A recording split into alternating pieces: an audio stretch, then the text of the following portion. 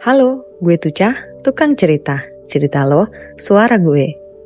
Cerita ini datang dari seseorang yang ngizinin ceritanya untuk gue bawain. Pernah gak sih, lo punya seseorang yang gak pernah bener-bener jadi milik lo, tapi juga gak pernah bener-bener pergi? Dia datang, tapi gak pernah sepenuhnya menetap. Dia pergi, tapi selalu ninggalin jejak. Kayak hujan yang turun cuma sebentar, tapi baunya gak pernah hilang. Dulu aku kenal satu orang. Gak bisa dibilang pacar, tapi juga bukan cuma temen. Kita saling ngerti, saling nyari, tapi juga sama-sama pura-pura gak butuh. Kayak dua orang yang lagi main aman di tepi jurang, takut jatuh, tapi juga gak mau jauh. Dia orang yang aneh, bisa bikin aku ngerasa tenang tanpa ngomong apa-apa, bisa bikin aku senyum cuma karena satu chat pendek. Hey, udah makan belum?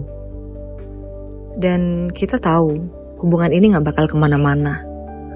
Gak ada masa depan, gak ada ujung. Tapi tetap aja kita nikmatin.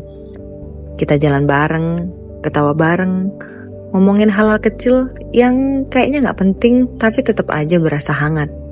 Waktu itu aku pikir mungkin ya sebatas ini aja cukup ya.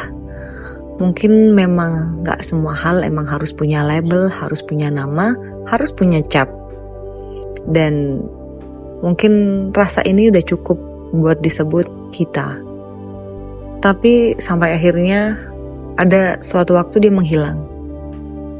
Gak pamit, gak ada drama, cuma tiba-tiba aja gak ada. Lama banget aku gak dengar kabarnya. Sampai suatu hari aku nemu akunnya lagi di media sosial. Foto-fotonya penuh senyum, dan ternyata dia udah nikah dong. Waktu itu aku gak nangis, sama sekali gak nangis. Cuma kaget, bengong. Ya sedih sih, tapi juga bingung. Sedihnya tuh buat apa? Soalnya dari awal kita emang gak punya status apa-apa, gak ada janji, gak ada harapan. Tapi gak tahu kenapa, tetap aja hati rasanya kayak, oh ternyata gini ya akhirnya sama dia. Awalnya sempet ragu, perlu gak ya aku ucapin selamat? Perlu ngubungin lagi gak sih?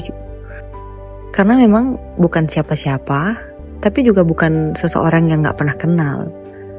Dan akhirnya setelah mikir lama, aku ketik juga satu pesan. Aku bilang, selamat ya. Gak pakai emot, gak pakai titik. Tapi dalam hati aku tahu. Itu ucapan selamat yang artinya selamat jalan buat sesuatu yang gak pernah sempet jadi apa-apa. Dan ternyata satu kata selamat itu malah jadi pintu. Pintu yang kebuka lagi, jadi obrolan ringan, jadi nostalgia. Nostalgia jadi kebiasaan. Dan kebiasaan itu pelan-pelan hidupin lagi sesuatu yang memang seharusnya udah selesai. Kita mulai chat lagi dari awal, kayak dulu.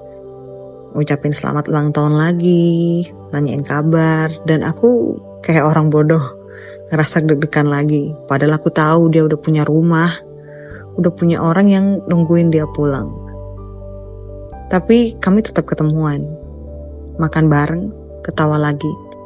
Dia nganterin aku waktu sakit, dia jagain aku kayak dulu. Dan di situ aku sadar, beberapa hal yang harusnya gak mungkin, kadang emang masih bisa kejadian. Cuma bedanya, sekarang aku memang gak jadi satu-satunya buat dia. Kadang aku mikir, gimana ya perasaan istrinya? Dia bisa balas chat aku kapan aja, tanpa sembunyi-sembunyi, tanpa takut ketahuan, tanpa harus bilang, nanti ya aku kabarin lagi. Tapi itu gak pernah aku tanyain, dan memang aku gak pernah berani buat nanya. Yang aku tahu cuma satu hal, kalau dia lagi sama aku, berarti dia punya aku. Meskipun cuma sebentar, meskipun cuma di waktu yang salah. Dan itu jadi salah satu dosa paling halus yang pernah aku nikmatin. Sekarang aku gak tahu sampai kapan bisa jalan di garis abu-abu ini. Sampai kapan bisa pura-pura gak salah. Sampai kapan bisa bilang, aku gak minta lebih kok. Padahal hati aku udah kayak nyesek tiap kali dia bilang, udah ya aku pulang dulu. Oh, kadang aku pengen berhenti.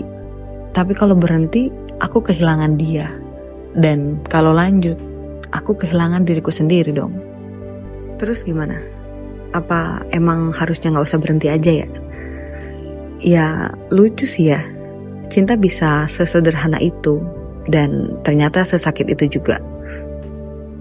Segitu dulu, cerita orang udah. Sekarang giliran lo buat mikir, lo sebenarnya lagi cerita atau lagi diceritain.